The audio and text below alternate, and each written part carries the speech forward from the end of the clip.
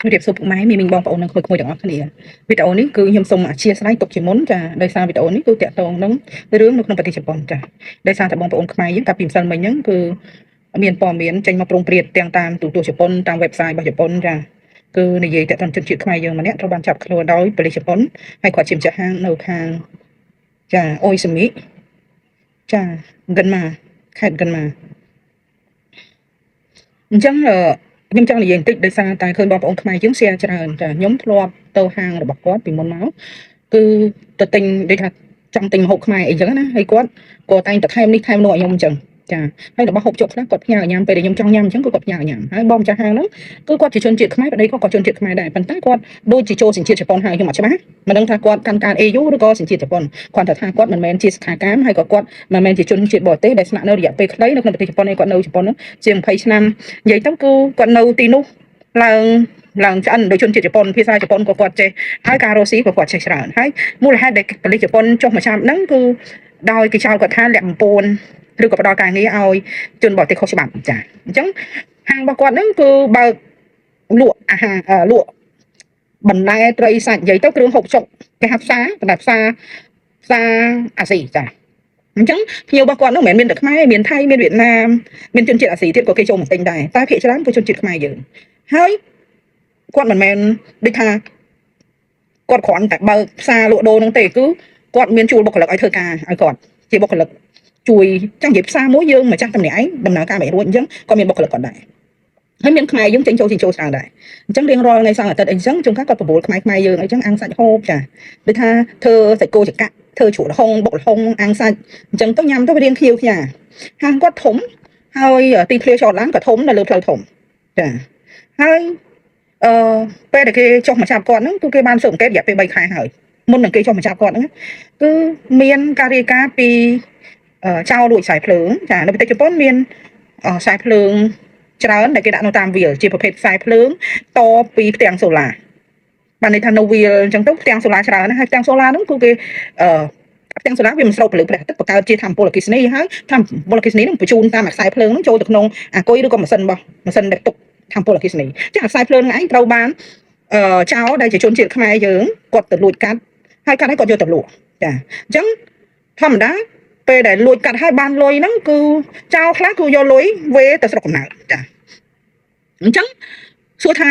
ពេលដែលគេមកចាប់គាត់គឺចាប់ក្នុងបទអីគឺបទថាផ្ដាល់ការងារឬក៏លាក់បំពួនជនបរទេសដែលខុសច្បាប់ជនបរទេសដែលខុសច្បាប់ហ្នឹងគឺមិនមែនថាគាត់ធ្វើការចង់និយាយថាប្រព្រឹត្តរឿងអីខុសច្បាប់ទេគឺអ្នកខ្លះគឺគាត់ដាច់វីសាហើយគាត់ការស្នាក់នៅរបស់គាត់ដែលត្រូវរស់នៅក្នុងប្រទេសជប៉ុនហ្នឹងគឺវាអស់សុពលភាពហើយតែគាត់អត់ត្រឡប់ទៅស្រុកកំណើតវិញអញ្ចឹងគាត់មកស្នាក់នៅសុំការងារធ្វើមិនមែនសុំគាត់ចង់និយាយថាគឺនៅពេញនឹងបាច់ហាចពេញប្រទេសជប៉ុនមិនមែនមានតែជនជាតិខ្មែរជនជាតិវៀតណាមជនជាតិថៃជនជាតិហ្វីលីពីនជនជាតិប្រេស៊ីលបែលស៊ីអីចឹងជនជាតិមិចស៊ីកូនិយាយទៅចម្រុះជាតិសាសន៍ច្រើនអ្នកដែលគាត់ដាច់វីសាហើយក៏អត់ចង់ត្រឡប់ទៅប្រទេសកំណើតរបស់គាត់វិញដែលគាត់ថាប្រទេសកំណើតរបស់គាត់រកការងារអត់សូវបានឬក៏ការងារមានដែរប៉ុន្តែប្រាក់ខែទាបអញ្ចឹងហើយក៏អត់ចង់ត្រឡប់ទៅវិញអញ្ចឹងគាត់សំងំរស់នៅក្នុងប្រទេសជប៉ុនហើយរកការងារណាដែលអាចធ្វើបានហើយទទួលជាសាច់ប្រាក់បានន័យថាធ្វើការយកម៉ោងទៅគេឲ្យជាលុយទៅគាត់ទុកទៅអញ្ចឹងប៉ូលីសដែលចុះមកចាប់ហ្នឹងគេចោទថាគាត់ផ្ដល់ការងារឲ្យជនបរទេសខុសច្បាប់ហើយឬក៏លាក់បំពួនជនបរទេសអញ្ចឹងដែលទាំងការពិតរឿងនឹងយ៉ាងណាគឺយើងអត់ដឹងទេព្រោះករណីហ្នឹងគឺស្ថិតនៅក្រោមការស៊ើបអង្កេតរបស់ប៉ូលីសជប៉ុនចាខ្ញុំចង់និយាយថាយើងគ្រប់គ្នាអ្នកនៅខាងក្រៅនេះមិនអាចចោទប្រកាន់គាត់ថាគាត់ធ្វើខុសច្បាប់ហើយលាក់បំពួនជនបរទេសទេគ្រាន់តែថាប៉ូលីសគេចោទប្រកាន់អញ្ចឹងចង់និយាយអញ្ចឹងណាប៉ុន្តែអានឹងស្ថិតក្នុងការស៊ើបអង្កេតបងយល់អត់សួរថាហាងរបស់គាត់ហ្នឹងគាត់ដំណើរការបើកហាងហ្នឹងគាត់លក់តែម្ហូបអត់ទេមិនលក់តែបន្លែលក់តែអីទេគាត់លក់ម្ហូបដែរមានតុកមានអីចឹងណានៅក្នុងហ្នឹងអញ្ចឹងគេចាប់គាត់ហ្នឹងមិនមែនតែចាប់យកទៅដាក់គុកដាក់អីទេគេគ្រាន់តែចាប់យកទៅសួរនាំស្ថិតនៅក្នុងការស៊ើបអង្កេតរឿងហ្នឹងវាមិនទាន់សម្រេចក្តីថាគាត់ខុសឬក៏មានបញ្ហាអីនោះទេអញ្ចឹងយើងអស់គ្នាគ្រាន់នៅខាងក្រៅអញ្ចឹងក៏មកឲ្យថាយើងចេះតែចោតប្រកាន់គាត់ណាចង់និយាយថាយើងវាមិនមែននៅក្នុងព្រឹត្តិការណ៍ហ្នឹងអញ្ចឹងហើយខ្ញុំគ្រាន់តែចង់បញ្ជាក់បងប្អូនថារឿងហ្នឹងគឺស្ថិតនៅក្នុងដំណាក់កាលស៊ើបអង្កេតហើយដំណាក់កាលគេស្រាវជ្រាវចាប៉ូលីសស្រាវជ្រាវហើយករណីមួយទៀតពេលដែលគាត់ គេកំពុងស៊ើបអង្កេតករណីហ្នឹងគឺគេកំពុងស៊ើបអង្កេតករណីមួយទៀតគឺករណីតើតើនឹងមានចោលហ្នឹងដែលលួចខ្សែភ្លើងហ្នឹងដែលប៉ូលីសចាប់បានប៉ូលីសជប៉ុនចាប់បានហ្នឹងវាថាវាមកវេលុយនៅផ្សារខ្មែរចានៅក្នុងហាងរបស់ជនជាតិខ្មែរឬក៏ផ្សារជនជាតិខ្មែរអញ្ចឹងគេកំពុងស៊ើបអង្កេតករណីនេះដែរគាត់ជាម្ចាស់ហាងក៏អត់មានទទួលវេលុយទេគាត់ក៏អត់បានបើករកស៊ីអាខាងវេលុយនឹងដែរប៉ុន្តែនៅពេលដែលខាងក្រុមពួកចោលនឹងវាថាវាមកវេលុយយើងអត់ដឹងថាវាមកវេលុយមួយអ្នកណាចារឿងហ្នឹងគឺវាអញ្ចឹងណាអត់ដឹងវេលុយមួយអ្នកណាព្រោះនៅក្នុងផ្សារហ្នឹងមនុស្សចាញ់ចូលច្រើនចាហើយមនុស្សមហូបអីក៏ច្រើនវាមានគ្រប់ជាតិសាសន៍អញ្ចឹងពេលដែលវាមកហ្នឹងម្ចាស់ហាងគាត់មិនមែននៅហាងតែរហូតណាបុគ្គលិកគាត់គឺនៅធ្វើការនៅម្ចាស់ហាងគាត់ចេញចូលគាត់មានការងារច្រើនចាអញ្ចឹងគាត់មិនដឹងថាអាពួកហ្នឹងក្រុមហ្នឹងវាទៅវេលុយមួយអ្នកណាឬក៏វេលុយជាមួយនឹងអ្នកណាគឺគាត់អត់ដឹងទេព្រោះគាត់មានបានបើករកស៊ីរឿងវេលុយឯងអញ្ចឹងអារឿងហ្នឹងគឺប៉ូលីសគេកំពុងស៊ើបអង្កេតដែរអញ្ចឹងខ្ញុំចង់និយាយថាអញ្ចឹង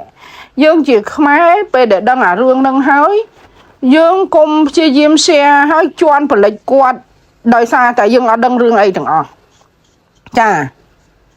ជនជាតិខ្មែររស់នៅប្រទេសជប៉ុនក៏មានភាពថ្លៃថ្នូររបស់ខ្លួនរៀងខ្លួនដែរហើយ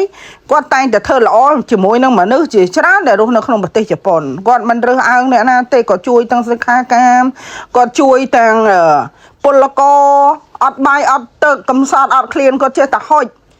គាត់ចេះតែជួយសង្គ្រោះគ្រប់តែគ្នាមានបញ្ហាអីគឺគាត់ជួយទាំងពីរអ្នកប្រទេសជប៉ុនគឺគាត់ធ្វើអំពើល្អច្រើនណាស់អញ្ចឹងហើយខ្ញុំចង់និយាយថាយើងកុំបានឱកាសជាពិសេសអ្នករស់នៅក្នុងប្រទេសជប៉ុនដូចគ្នាណាកុំអាងអីបន្តិច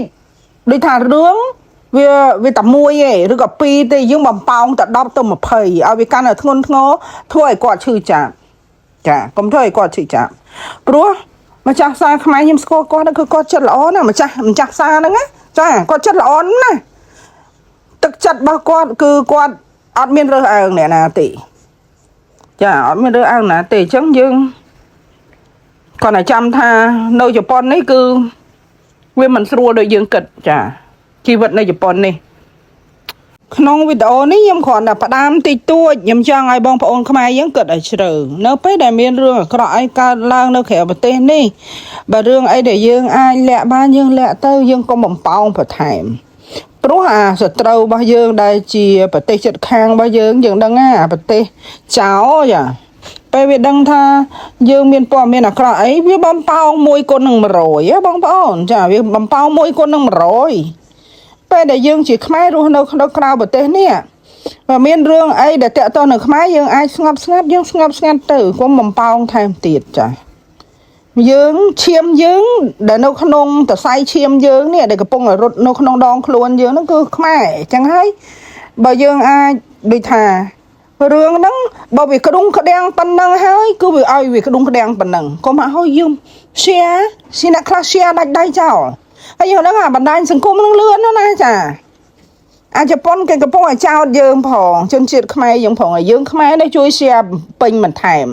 ឡើងក៏ក្រឹកក៏ក្រែងរាប់រយរាប់ពាន់ share អញ្ចឹងសួរថារឿងវាមិនទាន់សម្រេចជាយ៉ាងណាយ៉ាងណីផងយើងនាំគ្នានោះ share ឡើងភ្លុកទឹកភ្លុកដីហើយអ្នកខ្លះកលាច់ស្ថានភាពបយកទៅបរិយាយឲ្យរឿងហ្នឹងកាន់តែធំខ្ញុំចង់និយាយអញ្ចឹងអារឿងគេតូចប៉ុនមេដៃខ្ញុំក៏យកទៅកលាច់ទៅប៉ុនពីងចង់និយាយអញ្ចឹងថាក្អែក1ក្អែក10ណារឿងវាមិនត្រូវធ្ងន់ធ្ងរផងអ្នកយកទៅនិយាយបន្តឲ្យវាកាន់តែធ្ងន់ធ្ងរអញ្ចឹងយើងជាជនជាតិខ្មែរហ្នឹងយើងត្រូវចាំថាបើអាចរឿងណាល្អយើងផ្សាយចេញទៅអារឿងណាអាក្រក់យើងជួយទប់គ្នាបើទប់មិនបានទេឲ្យរឿងវាត្រឹមប៉ុណ្្នឹងកុំឲ្យវារីកថែមទៀតប្រយ័ត្នប្រទេសចោលហ្នឹងវាយកទៅបំផុសវាធ្វើខូចគេឈ្មោះយើងកាន់តែខ្លាំងហ្នឹងហ្នឹងវាឆ្លៀតបំប៉ោងវាឆ្លៀតបំប៉ោងកាន់តែខ្លាំងចាខ្ញុំផ្ដាំតែប៉ុណ្្នឹងទេក្នុងនាមខ្មែរដូចគ្នាមិនមែនថាការពារជនអាក្រក់ទេច្បាប់គេចេះធ្វើការហើយអ្នកណាអាក្រក់អ្នកណាល្អយើងហ្នឹងចាំតែស្ដាប់ទៅច្បាប់ប្រទេសនេះគឺយុត្តិធម៌ណាចាកុំបារម្ភបងប្អូនត្រូវចាំថាជនជាតិយួនសៀមពេលមានបញ្ហាអីដែលអាក្រក់គេមិន share ទេចាគេមិន share ទេ vậy tôi kịp chia diêm rẻ xa một mọt bật tết kia nó một mọt bật tết sủng khăn á bông ôn bật tết dương mua cây mua bật tết dương viêm sâu lọ bây giờ nom kia việc xe tại đường mình lọ việc thôi khôi chầm nồi việc bắt băng phiêu tết show ta xong mới phiêu tết show cái mà lên sọc dương cái phay cái khla hiền mà lên chia chôn dương để quạt hồ xì này lụa đồ nữa việc hạch bay thay phía ăn miên nhiều nè lụa mà hốt ăn miên nhiều tỉnh nằm ăn tết show ngạt chỉ ngủm chẳng xua tha nè na nè phát bò bật cắt cơ dương á bằng ổn chả chia chôn dương nó không sao có chẳng cái mua bao dương bật tết dương dương bao mình ban chua à vì mình mua là bay ấy tí có dương công bari giả rừng cọ thứ cò chai thầm lệ rồi cọ sốc chất nó xiêm bỏ chấm đánh đó bật tê chết sốc chất nó xiêm mỏng đôi nhóm mà dạ năng chứ bỏ chấm đánh nó chết cứ nhóm ăn này giấy rừng chết à mấy là tham này giống ấy bằng bồn vì việc trịch kia rừng khác nó không sòng côm nữa cứ dương mơ tập phi khẳng cao đấy dương họ đứng hay than nó không sòng côm mà nó vậy đây nó khang không vàng non để dương mơ khơi chứng dương mình men thế tàn giấy vào họ về họ đam về nhẹ nó tì chứng bà dương ở đăng rừng sẽ bắt sốc chật ngạt rừng có phô hưởng của xa rừng chỉ vật chạm ngay bà dương mình thường nó nhưng bà đam tập nó ngày cất chiết chỉ thùng sớm cất chiết chỉ thùng